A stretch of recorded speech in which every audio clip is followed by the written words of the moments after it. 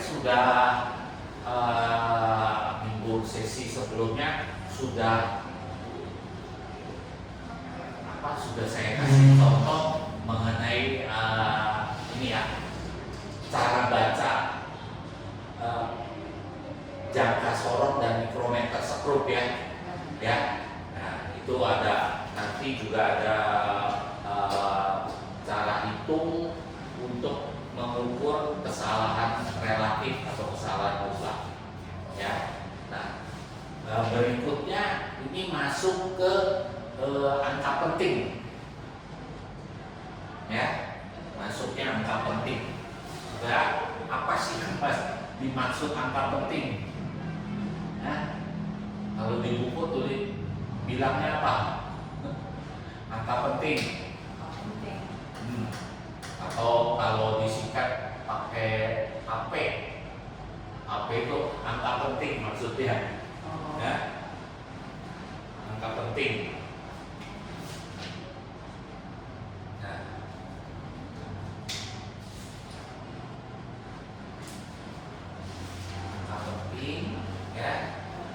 Itu apa bilangnya? Iya, apa penting?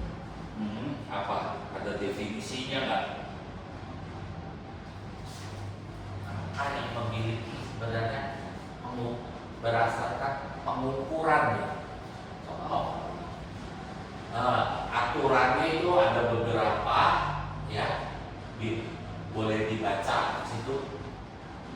Aturannya suka bikin tidak mengerti, tapi saya langsung kasih contoh gitu. Contohnya gini ya, misalkan 1, 2, 3, contoh 12,3 ya. Nah, dalam aturan angka penting ini masuknya 1, 2, 3, ada 3 buah angka penting. Ini 3 AP ya. Angka yang terakhir ya, kita sebut angka yang tidak pasti atau nilai yang tidak pasti. Kenapa? Karena ini hanya perkiraan ya, jadi dia tidak pasti, angka perkiraan. Sama seperti waktu kita melakukan pengukuran dengan mistar, penggaris, atau dengan jangka sorong, atau dengan mikrometer sekrup. Kalau masih ingat, di antara kalau hasil pengukuran ini ya 23,4 katakan sentimeter. Ketelitian alat itu cuma sampai di sini.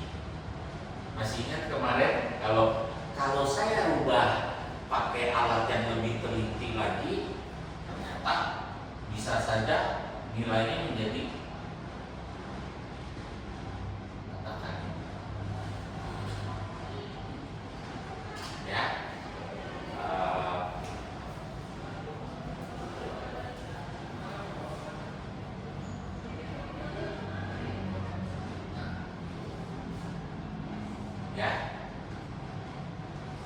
kalau kemarin masih ingat juga hasil pengukurannya, misalkan ini ya, antara ini sampai katakan ini itu ya. Saya nggak tahu nih apakah benar 44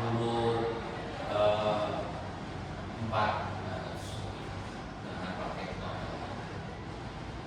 misalkan. Nah, gitu. Kita tahunya karena ketelitian hanya 1 mm penggaris itu. Nah, kalau di antara 1 dan 2 kita nggak tahu nilainya berapa. Artinya nilai yang belakang itu, paling belakang itu nilai yang tidak pasti ya, karena itu tergantung dari ketelitian alat ukur. Dengan demikian ini sama. Jadi kalau misalkan 12,3 Tiganya itu apakah benar 3 atau lebih? Ngerti? Ya. Jadi karena keterbatasan atau ketelitian dari suatu alat, kita ini belum tahu, bisa saja ternyata dia hasilnya katakan, nah, atau bisa saja dia 12,37. Nah, yang belakang ini kita tidak bisa tahu. Kenapa? Karena terjadi perbedaan ketelitian dari alat ukur yang kita gunakan. Ya, sama ini juga lebih.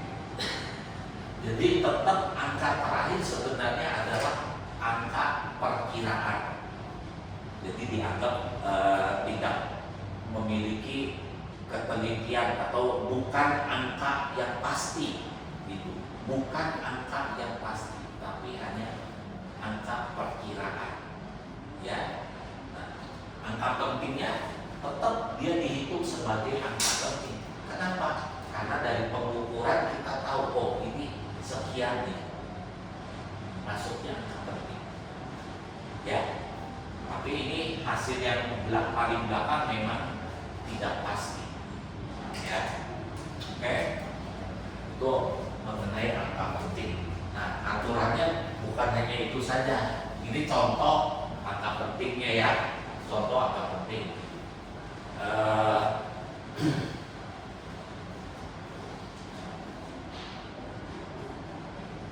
Semua angka yang seperti ini kita hitungnya sebagai angka penting. Tapi nanti ada pengecualian, beberapa pengecualian. Misalkan terutama untuk angka 0, angka 0 yang paling rewel.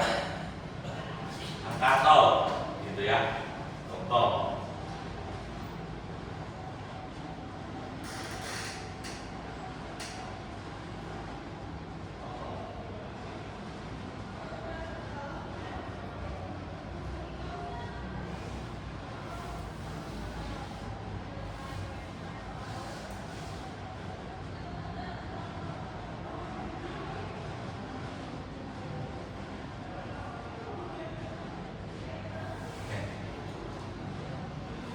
kira-kira yang pertama dulu. Ini masuknya tahu berapa angka penting? 3. Dari mana 3? Ya. Nah, ada aturan dong. Angka 0, ya, angka 0 kalau di depannya bukan angka penting, ya, itu tidak dihitung sebagai angka penting. Apalagi ada koma. Contoh ini maksudnya. Ini dihitungnya 2 angka penting.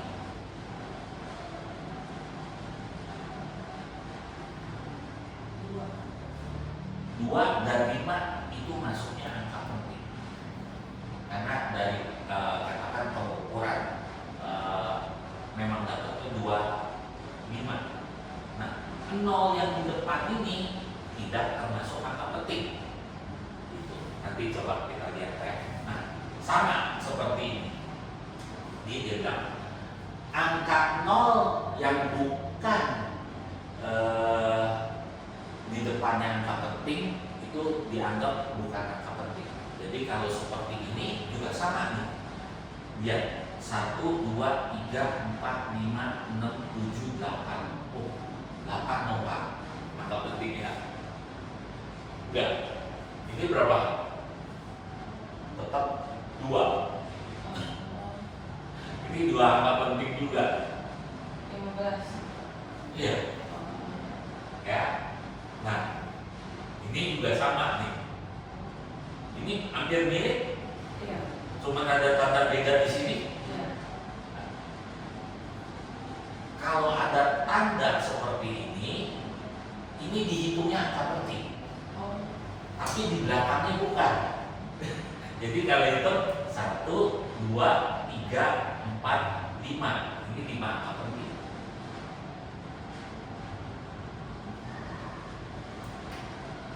Yang belakang 0 ini dianggap bukan angka penting.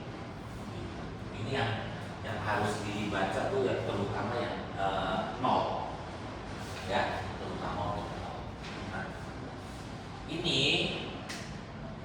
kemarin sudah sempat disinggung ini apa notasi ilmiah. Masih ingat apa notasi ilmiah? Ada syarat itu angkanya, Oh iya. nilai A-nya harus bentar. Masih ingat ini notasi ilmiah kalau ditulis sebagai A itu lebih besar sama dengan 1 gitu ya, tapi kurang dari 10 gitu. Iya. Ini A dikali 10 pangkat N gitu. Benar? Masih ingat gitu notasi ilmiah? Ya. Nah, kalau ini kan bisa juga saya tulis gini ya. 2,5 coba 1, 2, 3, 4 nanti kali 10 pangkat min 4. 2 angka penting. Kalau ini 1,5 kali 1, 2, 3, 4, 5, 6, 7. 2 angka penting juga. Iya. Kalau ini tahan ya, atau dia bisa kasih titik atau tanda garis. Nah, ini 5 angka ya, karena ada tanda garis atau titik. Ya, biasanya sih dikasih garis ya, kadang-kadang perlu pakai titik ya. Coba contoh lagi ini sebentar. Ini yang angka 0 memang kadang ini nih, suka harus hati-hati.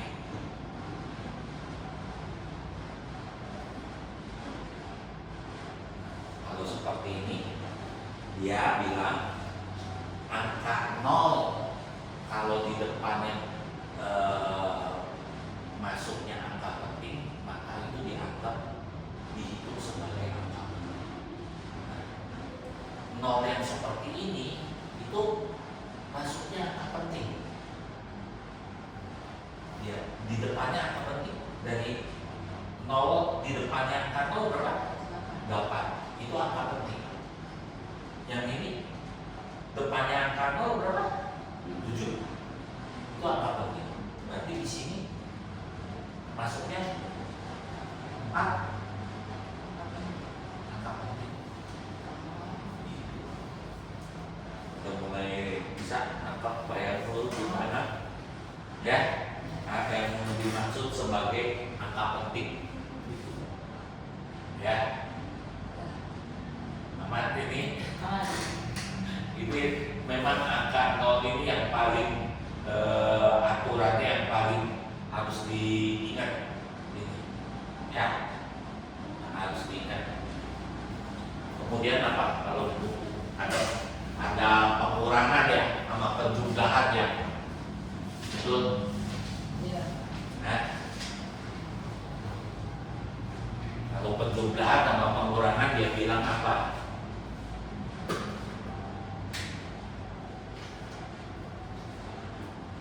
Tadi masih ingat yang saya sebut angka di belakang itu angka yang tidak pasti atau perkiraan gitu ya. Jadi contoh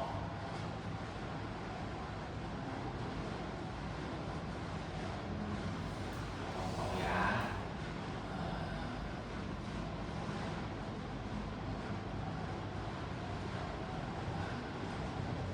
kalau kita jumlahkan berapa? Dijumlahkan, boleh dijumlahkan berapa nih? Jadi 129 ya, koma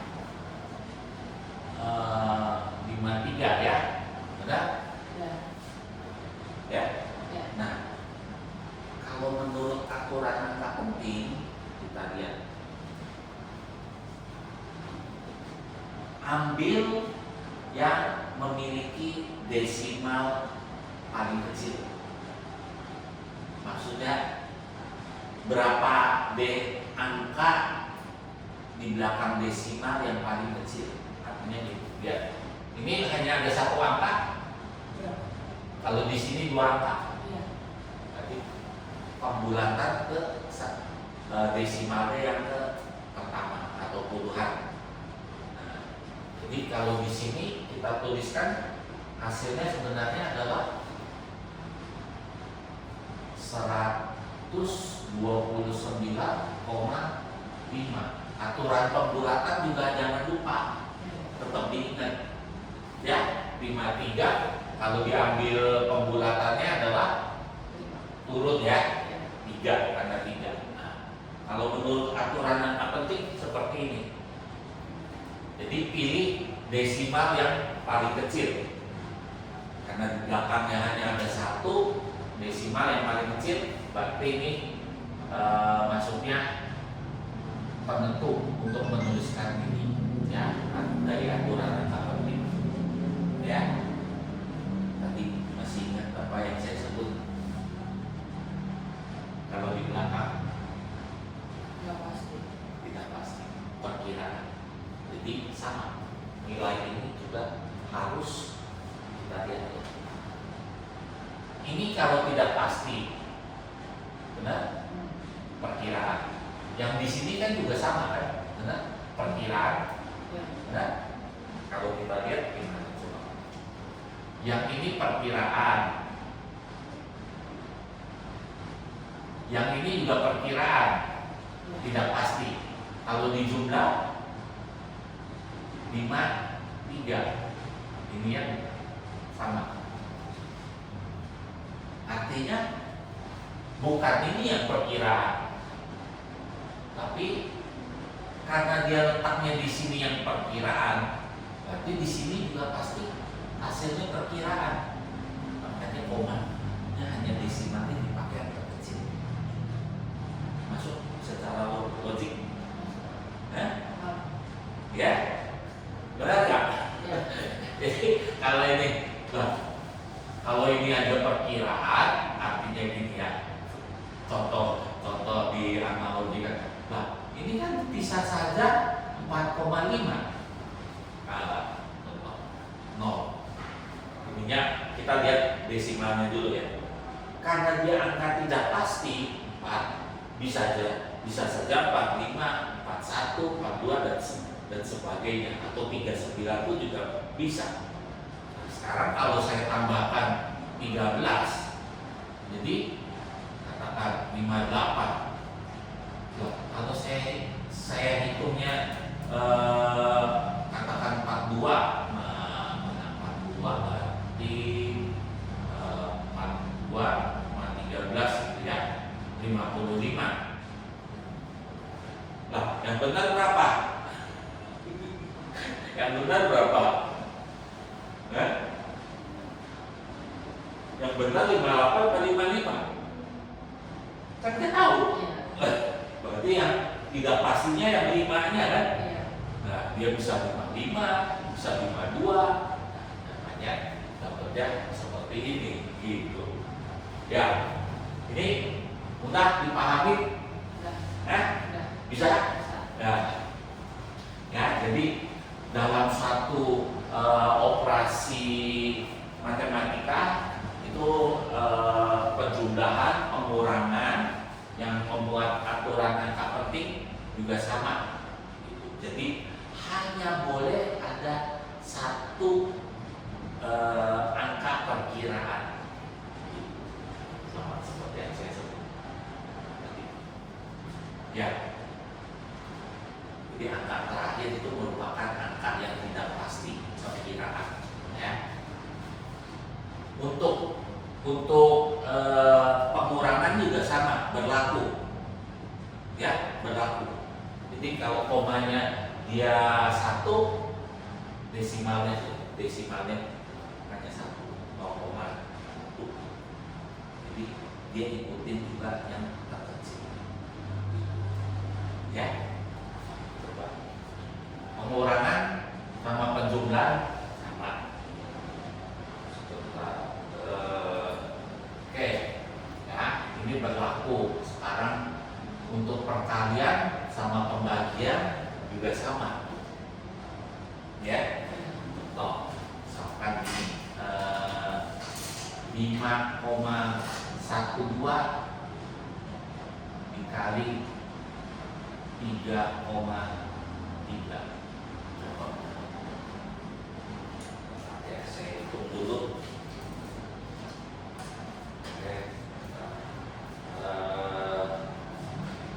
5, saya akan tulis hasilnya seluruhnya gitu ya. Ini dapatnya 16,896 gitu ya. Nah, untuk perkalian atau penjumlahan berlaku juga. Angka penting kita lihat. Di sini berapa AP? Di sini masuknya berapa? 3 AP ya. Nah, di sini masuknya 2 AP. Ya. Kita pilih yang paling kecil hasilnya. Berapa? 2 apa penting? Berarti di sini berapa hasilnya?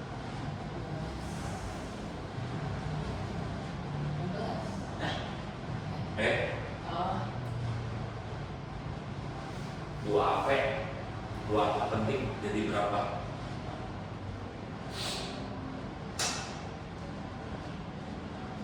Jadi berapa? Jadi hak. Ini kalau dihitung kan berapa nih? 1, 2, 3, 4, 5 5, benar? 5. Nah, tadi aturannya kalau perkalian harus diambil hasilnya yang memiliki nilai angka pentingnya paling sedikit. Jadi berapa hasilnya? Ya? 12,83 dong. Ini ya 17. Betul. 16,8 udah 8, berarti pembulatan ke atas. Oke, berarti apa?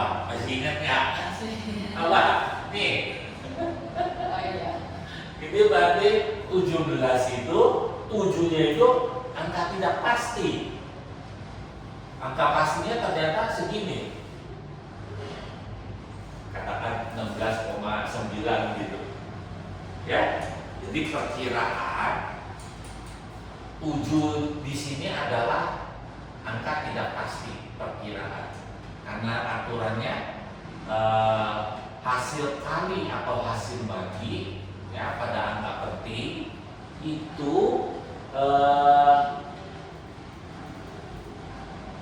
harus mengikuti angka yang memiliki nilai angka pentingnya paling sedikit, ya. Ini karena di sini dia punya 2 angka penting, maka hasilnya juga 2 angka penting, ya. Itu aturannya. Pembagian juga sama, ya. Nah, pada desimal juga sama nih. Pada desimal juga sama. Pengalian, penjumlahan atau pengurangan juga sama. Jadi dalam satu operasi matematik, penjumlahan, pengurangan, perkalian, pembagian hanya boleh ada 1 angka. Hanya boleh ada 1 angka perkiraan. Angka tidak pasti hanya boleh ada 1.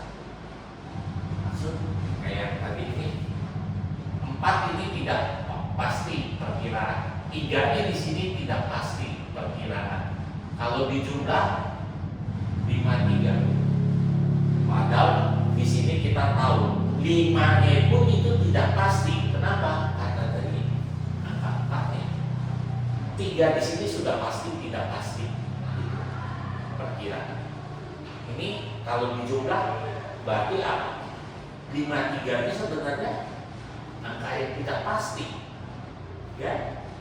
Jadi seolah-olah kayak terdiri dari dua angka tidak pasti ini.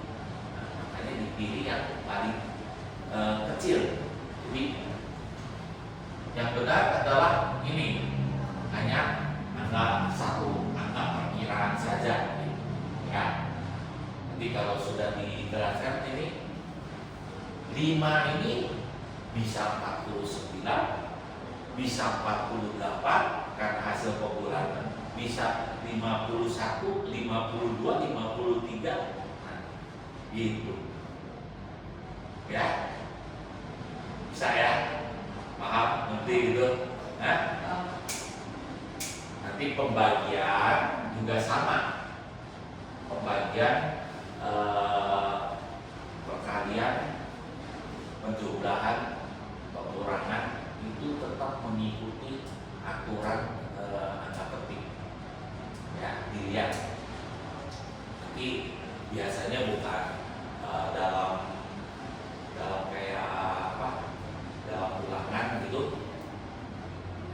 soal tes dia bukan kasih kayak gini sih, lebih ke kayak soal cerita, katakan panjang, hasil pengukuran gitu, hasil pengukuran sebuah katakan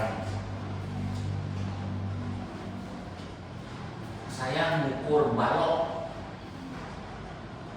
gitu ya, dari menggunakan jangka sorong, katakan gitu, menggunakan jangka sorong, balok diukur, katakan gitu ya, dengan jangka sorong gitu.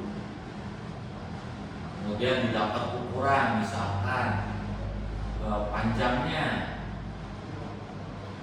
3,71,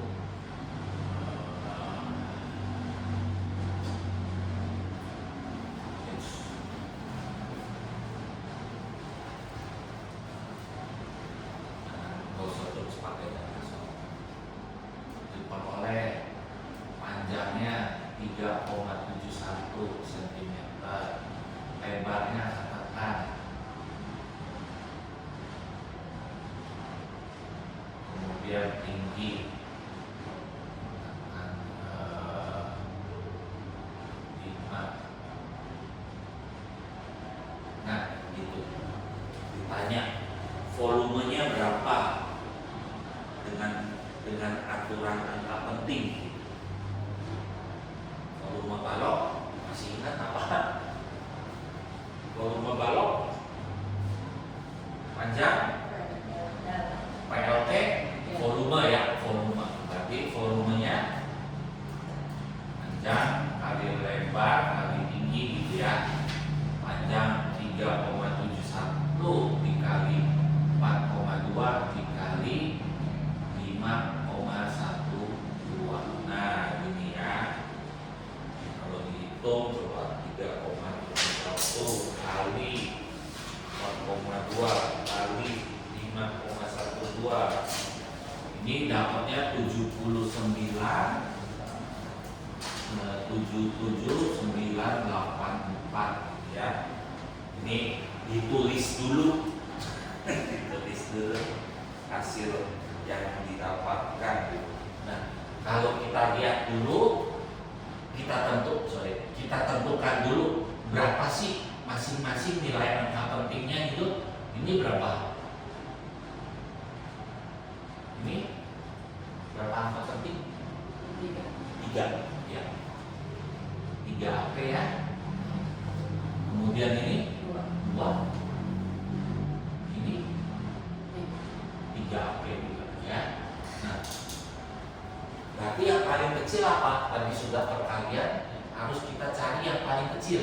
Oh, ternyata 2.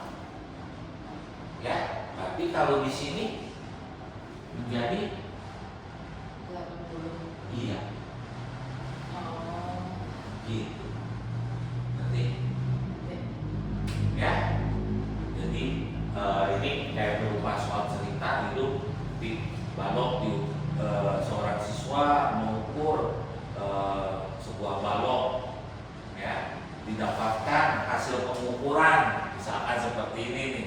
Ya.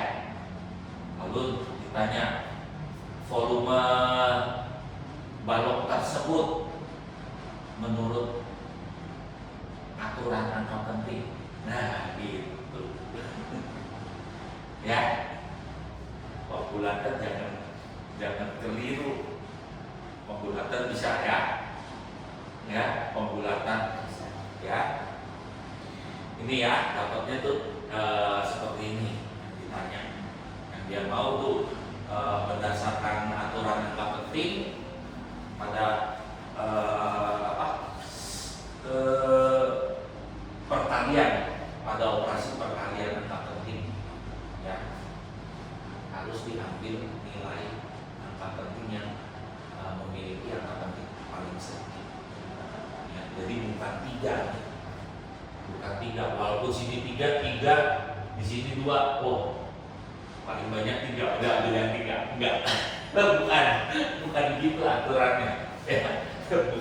bukan gitu ya, tapi dia mengacu pada jumlah angka penting yang paling sedikit dari perkalian atau pembagian ya. Oke, ada mau ditanya enggak sampai sini? Ya, Udah? Udah. Hah? Udah ya. Coba boleh lihat buku ya, lanjut bahasa Pak. Nilai kepastian tidak berulang ya. Ya. Nah, ya. Nah, ini juga selanjutnya ada apa tuh kesalahan. Ini angka penting ya. Itu kemudian ada dibahas mengenai kesalahan dalam pengukuran. Ada kesalahan relatif, ada kesalahan mutlak. Nah, itu ya. Itu juga ada yang data tunggal, ada yang banyak data atau beberapa data, bukan data tunggal ya. Itu bisa dibaca sebentar. Ini kayak kalau kemarin masih ingat kalau kita mengukur dengan penggaris mistar, ketelitian dari alat tersebut kan 1 mm benar. Kalau penggaris 1 mm ya? Iya dong. Penggaris kan skala yang paling kecil ya? Oh iya. 1 cm, terus dia lompat 1 cm. Tapi satu ke di antara 1 cm itu ada 10 skala kan? Jadi dibagi 10 dapatnya 0,1 cm atau 1 mili ya. Atau karena dia dalam senti, saya tulisnya juga dalam senti aja ya. Skala terkecil, ketelitiannya penggaris itu komistar 0,1 cm benar.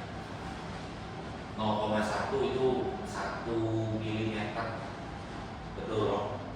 Kan mili ke cm dibagi 10, 0,1. Nah, kemarin masih ingat apa? Nilai skala terkecil NST. Nilai skala terkecil kan ini ya. Kalau kesalahan apa di situ delta x ya. Delta x sama dengan setengah dikali nilai skala terkecilnya gitu. Ada di buku ada. Apa? Nah, delta x itu setengah dikali nilai skala terkecilnya. Ya. Jadi kalau di sini berapa?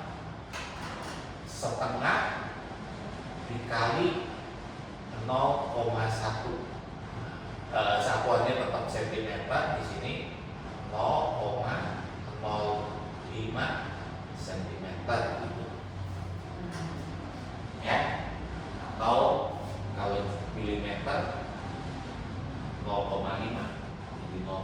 mm, ya dong.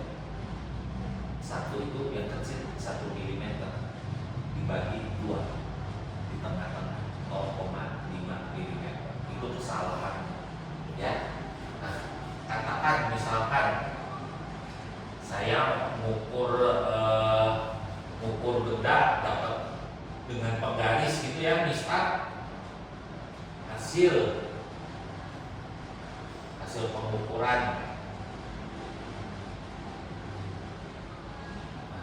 pengukuran katakan 12,50 cm ya, 12,5 ya. Oke. Nah, karena dia ada plus minus ya, ada plus minus, kita tulis sebenarnya hasil pengukuran ini sebagai X gitu, sebagai X gitu ya, hasil pengukurannya. Maka kalau dituliskan hasil laporannya, kita boleh tulis plus minusnya gitu. Ada di situ dijelaskan tuh.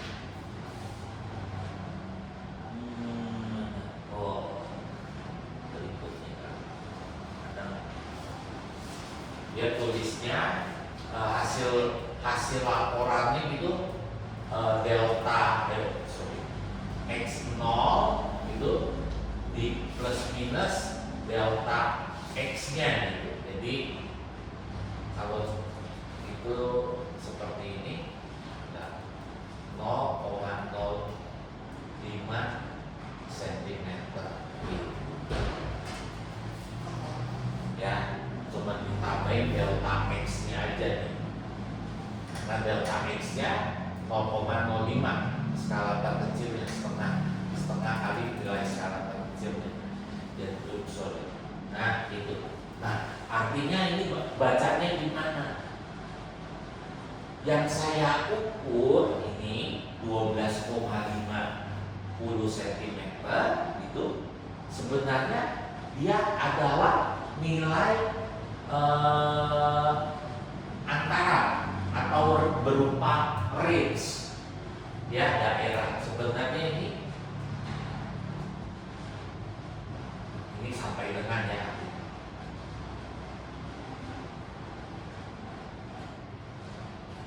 Nah, benar, kalau dikurang 0,05 dapatnya 45, kalau ditambah dapatnya 5,55 ini. Ya, kemarin masih yang saya bilang itu. Jadi dia kalau kita ukur nih, nah kalau dia lewat sedikit ya, apakah itu 51, 52, 53, kita nggak pernah tahu berapa, karena ketelitian alatnya terbatas gitu ya. Tapi kalau kita gunakan katakan pakai cetak sorong, mungkin kita bisa dapatnya, oh ternyata itu 12,52. Jadi kalau seperti ini penulisannya masih masuk, benar. Kalau dilihat dari aturan yang penting juga, ini nilai tidak pasti nolnya ya, angka perkiraan ya. Kalau dilihat ini juga sama, hitungnya perkiraan. Kita yang tahu pasti ini adalah angka pastinya, betul 12,4 sampai 12,5. Ya, apakah dia ada di antara sini ya, itu nanti mengenai kesalahan penulisan laporan pengukuran. Ada kesalahan mutlak, ada kesalahan relatif. Coba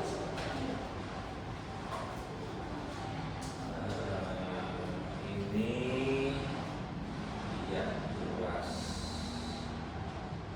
tidak. Nah, ini namanya ketidakpastian pengukuran ya, ketidakpastian pengukuran ya.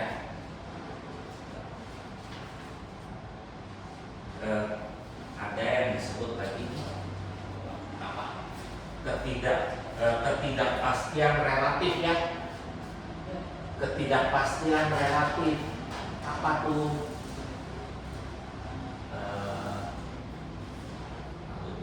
Di situ ada disingkat kan? Tulisnya ini aja deh, disingkat. Ketidakpastian relatif artinya delta X ya, delta X dibagi dengan hasil pengukuran yang didapat lalu dikalikan 100% ya dia. Ini ketidakpastian relatif atau kesalahan relatif ya. Nanti kalau ketidakpastiannya kan dapat delta X ini dari ini nilai setengah kali nilai skala terkecilnya 0,05 ya. Yang kita ukur berapa? Dapatnya 12,5 gitu hasil pengukuran. Ya. Lalu dikali 100%. Nah, 5 ini 5 dibagi 12,5 terus kita 0,05 dibagi 12,5 kali 100 0,4 dapatnya 0,4%. Nah, ini kesalahan relatifnya ya. Nanti kalau kesalahan relatif itu makin kecil ya, nilainya katakan di bawah 5% atau 1% gitu, itu biasanya bisa dianggap teliti, hasilnya teliti gitu ya. Tapi ini kalau errornya besar, kesalahan relatifnya nilainya besar, itu bisa dianggap tidak teliti. Katakan misalkan 10% dapatnya, nah itu meragukan hasil pengukuran tersebut. Karena yang bagus atau yang baik adalah kesalahan relatifnya itu kecil sekali.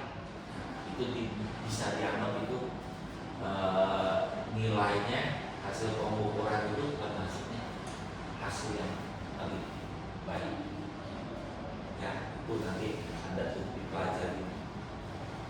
Ada satu yang lulus tuh Pak, tolong lihat. Nah, yang ini nih. Nah, kalau itu ini data tunggal ya. Yang ini hanya mengukur sekali aja gitu. Nah, kalau pakai yang data berulang itu disebutnya data berulang karena dilakukan beberapa kali pengukuran.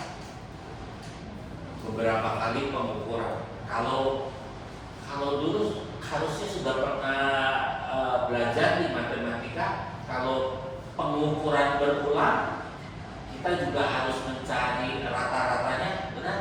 Ada yang disebut min, masih ingat itu? Ya, itu kurang lebih sama gitu.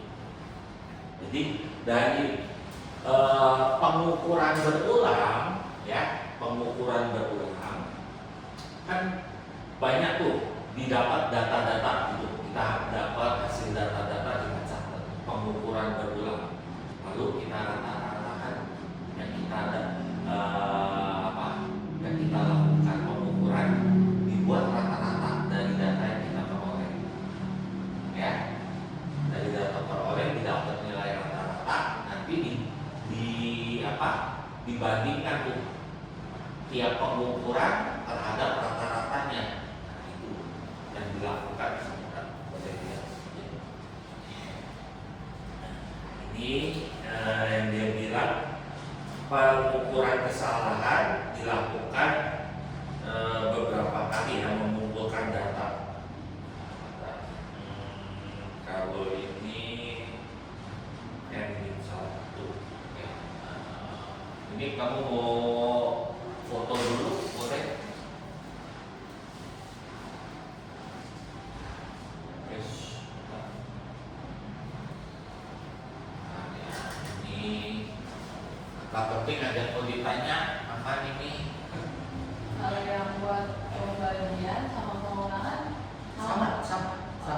tinggal ada pembagian, kita hitung dulu, tuliskan aja sama hasilnya gitu. Nanti baru terakhir atau kalau mau tulis gitu ya, di kertas buram baru tulis hasil akhirnya gitu, sesuai dengan aturan angka penting ya. Saya tulis ini supaya kelihatan mana nih, oh ternyata hasilnya seperti ini gitu ya. Tapi aturannya langsung diterapkan pada jawaban akhirnya gitu ya. Nah, ini kalau yang ini rasanya mesti diingat di rumusnya. Rumusnya soalnya agak panjang nih.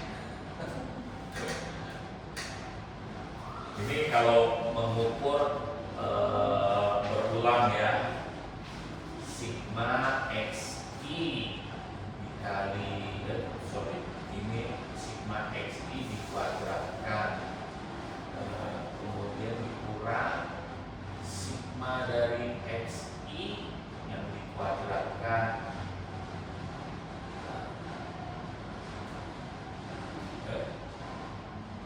bagi n min 1. Oh, ya. Ini rasanya waktu di matematika juga gampang sih, cuma nggak tahu di SMP ada diajarin nggak atau ingat masih ingat? Min median modus doang ya. Oke.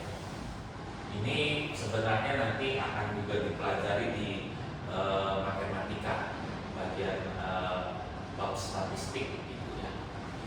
Jadi melakukan pengulangan pengukuran. Jadi dilakukan beberapa kali pengukuran, kita kumpulkan data lalu ditulis. XI ini maksudnya data ke I.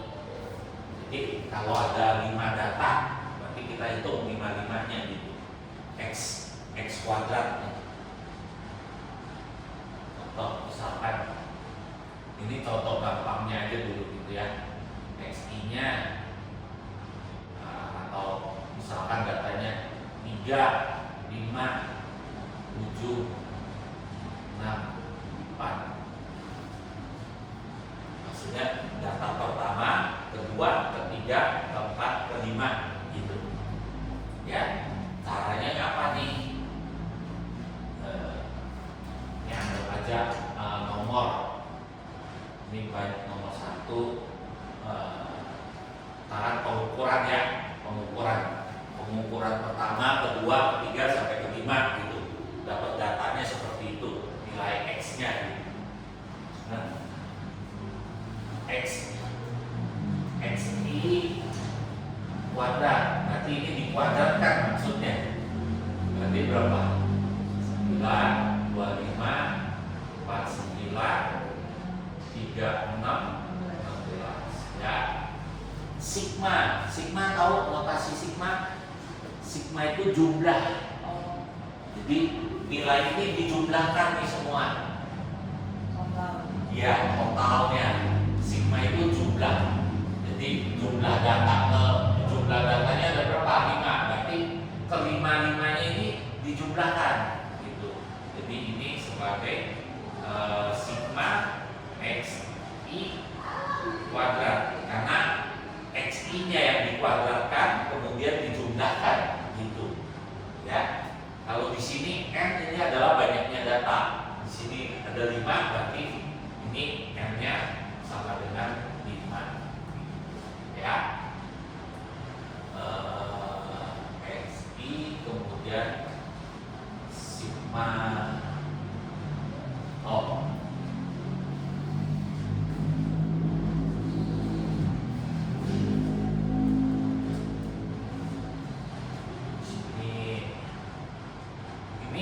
kalau ini sigma xi berarti ininya yang dijumlahkan. Ini sigma xi. Kalau yang di sini sigma xi yang dikuadratkan. Gitu. Hati-hati bacanya beda tuh. Oh ya. Yang dikuadratkan, kemudian dijumlahkan, dapatnya ini.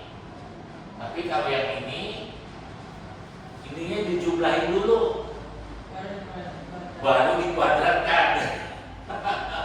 Ya, jadi rumusnya perlu diingat juga nih. Rumusnya nggak mudah untuk diingat gitu, tapi bisa. Ya, nanti ini n-nya di sini kebetulan n-nya sama dengan 5. Gitu. Ya, nah kita mau hitung ini nih. Tadi apa? Data berulang ya, atau dilakukan pengukuran berulang. Kalau tadi itu cuma data tunggal nih. Nah, delta x-nya gitu. Delta x di sini untuk yang data tunggal. Tapi kalau dilakukan pengukuran berulang, kita cara mencari delta x-nya pakai rumus ini. Bukan lagi seperti itu. Beda. Ya, gitu. Tapi ini ya tinggal masukin rumusnya. Ya, apakah dia dilakukan secara pengukuran berulang atau hanya tunggal. Ya, untuk mencari delta x ini, tulisan pelaporannya sama.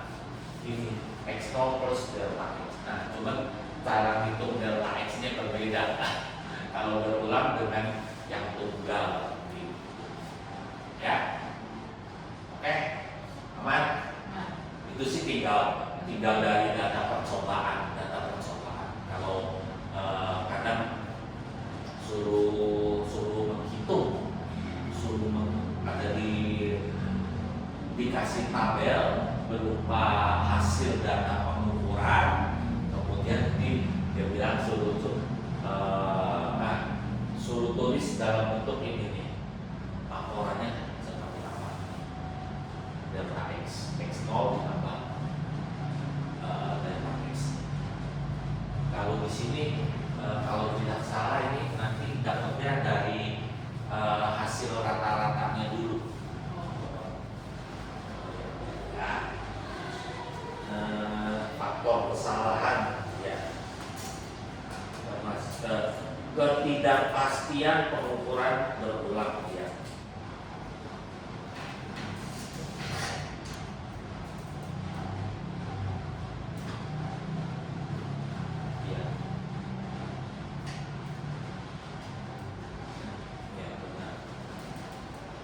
Jadi ketidakpastiannya juga mana nih? Oh, ini kalau berulang ini berarti pakainya rata-rata, nilai rata-rata pengukurannya x-nya, delta x, delta x-nya itu x-nya tapi kita cari rata-ratanya, nilai rata-rata dari ini pengukurannya, nilai rata-ratanya, jumlah dibagi banyak data. Sama seperti pada waktu belajar matematika itu min, benar? Kita cari rata-rata dari data berulang gitu, total data dibagi dengan banyaknya data, ya sama ya. Itu sudah pernah ada tingkat SMP juga ada sempat belajar itu disinggung nanti pada kelas 10 kelas 11 itu juga ketemu lagi statistik ya. Jadi, mengenai statistik data kelompok atau data tunggal harusnya waktu SMP sudah belajar juga sedikit. Data kelompok sama data tunggal ada yang pernah masih ada ya? Masih ingat? Ya, udah lupa. Ya, ntar ketemu. Ya, coba. Selanjutnya dia bahas apa? Kesalahan relatif, ya sudah. Ini angka penting. Ya, persen ini juga ada. Juga dia sudah kasih contoh perhitungan, ya ada datanya. Nah, kayak ini. Dia sudah ada data pengukurannya yang dilakukan secara berulang, ya. Nah, ya. Ada kuadrat yang ini dia cari ini nilai ini dengan nilai ini gitu, ya. Ada. Nanti tinggal digunakan rumus yang ini untuk menentukan delta x-nya, kesalahannya, ya. Jadi setelah dapat nilai delta x-nya, nanti bentuknya sama seperti ini, plus minus gitu. Jadi apakah pengukuran yang dilakukan itu dia masuknya teliti, ya, nanti dihitung ini kesalahan relatifnya gitu, ya. Oke. Ini apa? Teori kesalahan struktur.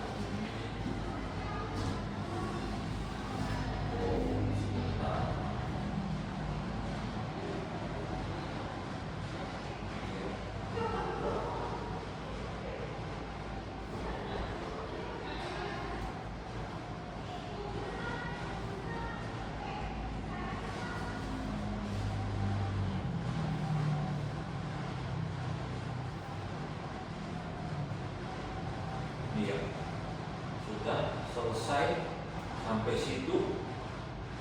Dan ini luas. Oke, ini dari ini. Oh, ini juga dia sudah lakukan contoh yang angka penting perhitungannya. Dia pakai luas apa itu tutup botol. Dia mengukur diameter dari tutup botol. Kemudian sudah dikasih tahu nilai angka pentingnya. Dia sudah tuliskan tuh sama seperti ini. Itu ya ada, dia tuliskan semua itu angkanya. Iya. Tapi terus langsung berdasarkan angka penting. Jadi tinggal hasil akhirnya berupa angka penting, ya. Ada yang mau ditanya di sini? Kalau misalnya angka penting ini, kan misalnya pembagian gitu Pak. Pembagian. Ngambilnya angka penting terkecil sama. Sama. Kalau pembagian sama. Ya. Jadi tetap dia perkalian atau pembagian, tetap hasilnya harus yang memiliki angka penting paling kecil, ya. Sama. Pembagian atau perkalian juga hasilnya harus ambil yang memiliki angka pentingnya paling kecil, ya, yang terkecil. Dua, ya tadi nanti tulis hasilnya adalah dua angka penting, ya, sama dong. Ini juga kalau jumlah sama perkalian, jumlah atau pengurangan juga sama. Tinggal dilihat kalau dia desimal, ambil yang paling kecil, desimalnya ada berapa, ya. Intinya cuma itu aja sih. Kalau untuk yang 0, di situ nggak ada aturan ya, kan? Coba sebentar. Kemarin saya sudah cari. Kadang kalau baca suka malah bingung. Tapi kalau dikasih contohnya malah bisa gitu. Langsung, oh iya gitu ya. Kemarin sudah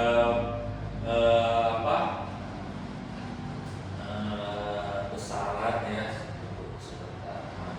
Oh ya. Kalau kamu mencatat ya, nih dia bilang semua angka bukan 0 adalah angka penting. Ya tadi kan benar yang nomor semua angka bukan 0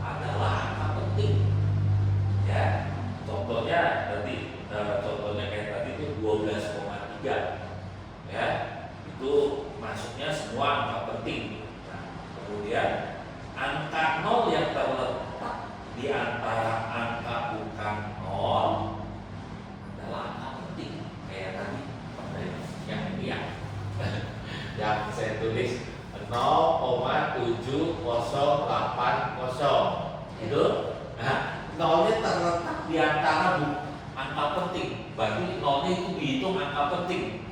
Ya, jadi dia bilang gini, angka nol yang terletak di antara angka bukan nol, benar? Ini bukan nol, ini Ya. bukan nol. Nah, nolnya itu dihitung sebagai angka penting, ya. Kemudian coba ini dia bilang angka nol di belakang angka bukan nol, ya, tanpa tanda desimal adalah angka tidak penting, ya. Oh, kayak tadi itu yang nolnya banyak tuh. Oh iya.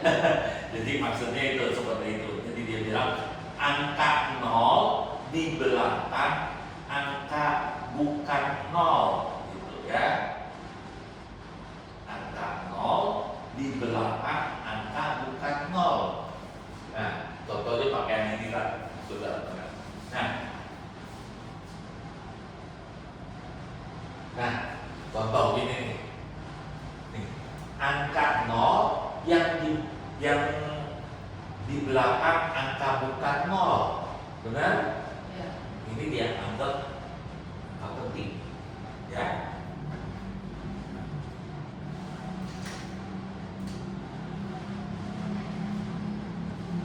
Angka nol yang bukan di belakang angka nol itu angka penting.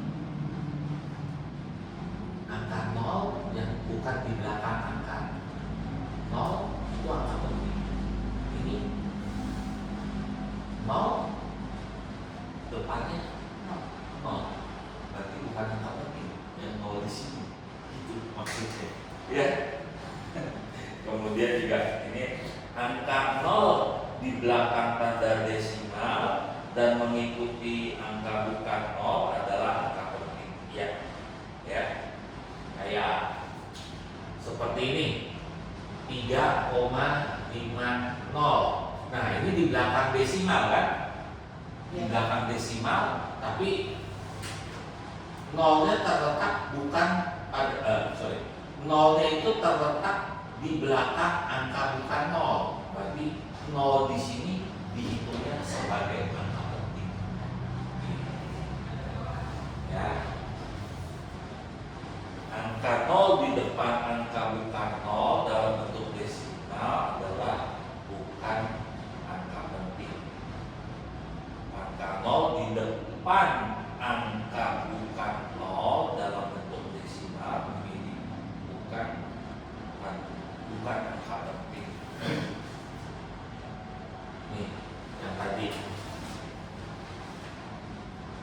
Nah, itu maksudnya tuh. Oh iya. Jadi angka nol di sini walaupun tadi kalau aturannya desimal nih, gitu ya, aturannya desimal, nol ini apa penting nih? Tapi dilihat di sini 0, kita lihat desimalnya. Tapi padahal ini bukan angka penting nih. Nol yang di sini bukan angka penting ternyata, gitu, ya. Bisa, ya. Ini yang angka nol memang aturannya lebih banyak dibandingkan yang lain. Karena yang jadi perhatian memang ini, ya. Yang jadi perhatian itu angka nol yang di sini, ya. Dia aturannya lebih banyak untuk angka nol.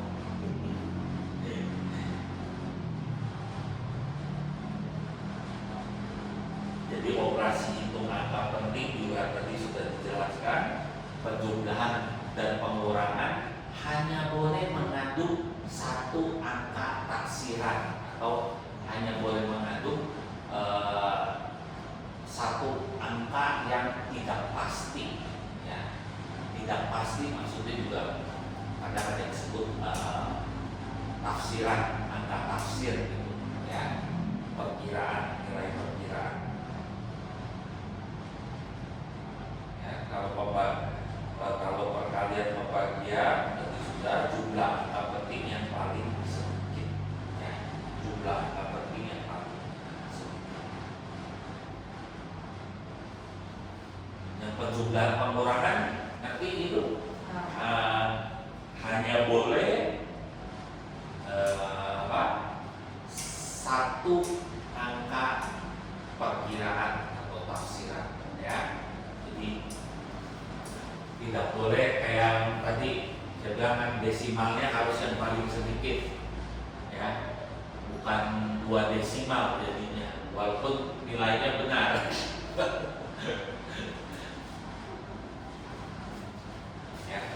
Ya, aman kah? Bisa. Ada lagi yang mau ditanyakan mengenai ini? Angka penting bapak ukuran ya. Kalau yang minggu kemarin sudah sesi sebelumnya sudah mengenai dimensi gitu ya, besaran pokok, besaran turunan. Coba saya boleh lihat bukunya.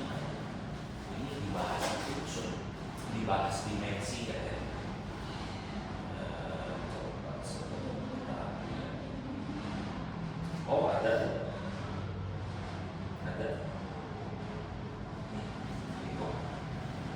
Ada dimensi. Berarti memang harus ada, harus belajar itu ya. Ternyata ada. Saya pikir nggak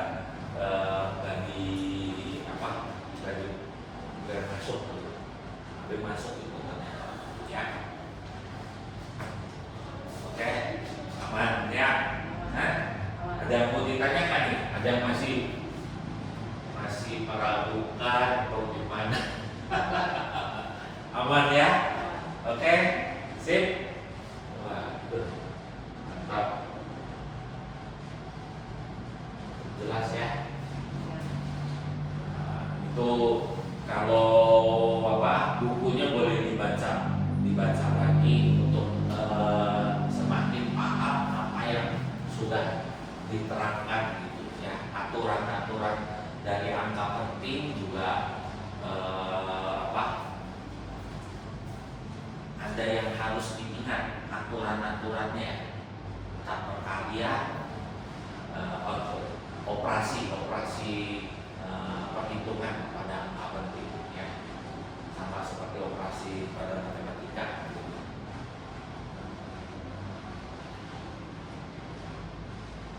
Kalau yang mengenai ini ada, kalau di buku itu ada kesalahan relatif, kesalahan mutlak, itu juga boleh dibaca ya. Kemudian ini contoh untuk pengukuran tunggal, kalau yang sebelah sana tadi untuk pengukuran berulang ya. Masing-masing ada dihitung kesalahan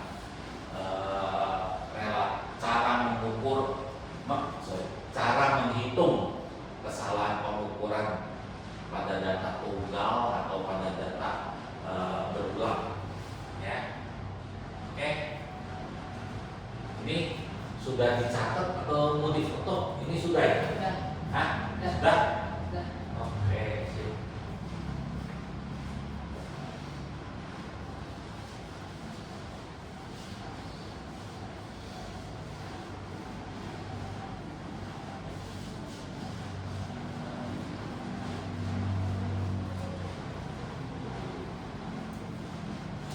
Itu kalau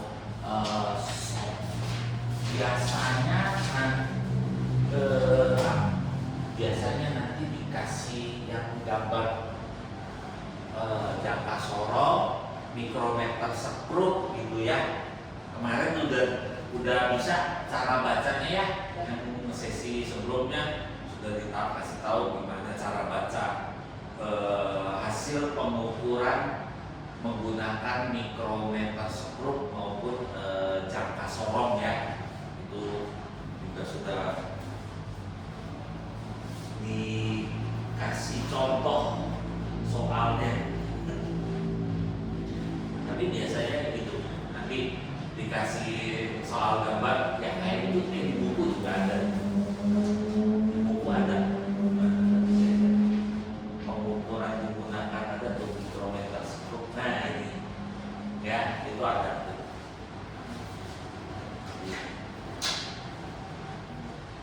Cara baca mikrometer ataupun jangka sorot ya. Ada yang susah kan? Masih aman untuk awal-awal. Nanti berikutnya sepertinya si vektor. Tapi itu masuknya kok IPA-nya masuknya kok digabung sama ini ya, digabung sama biologi. Iya. Nah, Jadi IPA terpadu masuk dia. yang kelas 10 ambilnya yang pokoknya yang wajib aja IPA, IPS gitu. Jadi nggak ada bisa nggak kimia sendiri gitu, nggak fisika gitu. Ini Makanya dicampur. campur. Kalau yang kelas 11 baru sekarang. Oh, udah Iya, spesifik iya. ya. Oh itu berarti bukunya dicampur sama biologi. Iya, sama kimia juga. Oh iya, betul. Ini kimia hijau.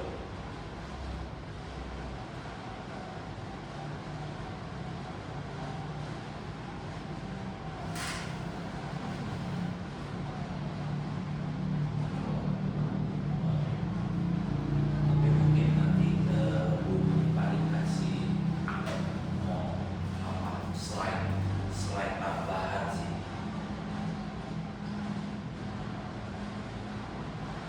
Ya.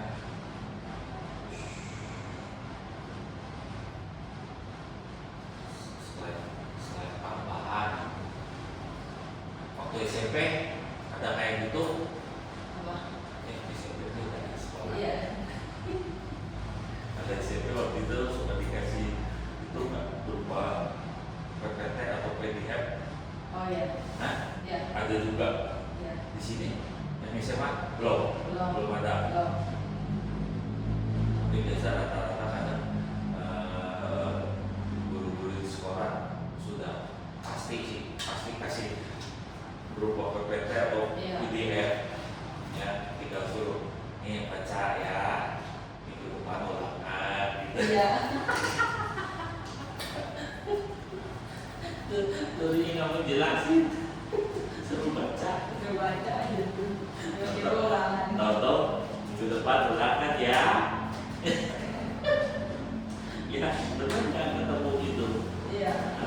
Waktu SMP juga gitu ya. Iya. Hah? Pas SMP enggak sih dibahas bentar. Oh, ini yang SMA kadang suka begitu. Tapi mudah-mudahan sih enggak. Mudah-mudahan enggak.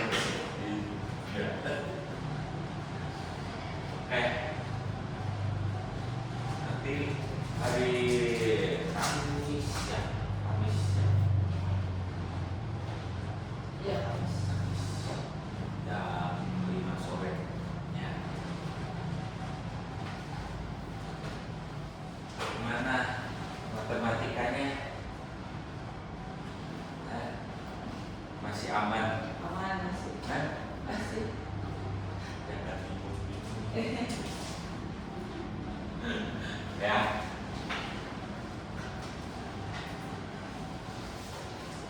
Mudah-mudahan bisa. Iya. Nggak belum sulit. Ya, Iya. yuk.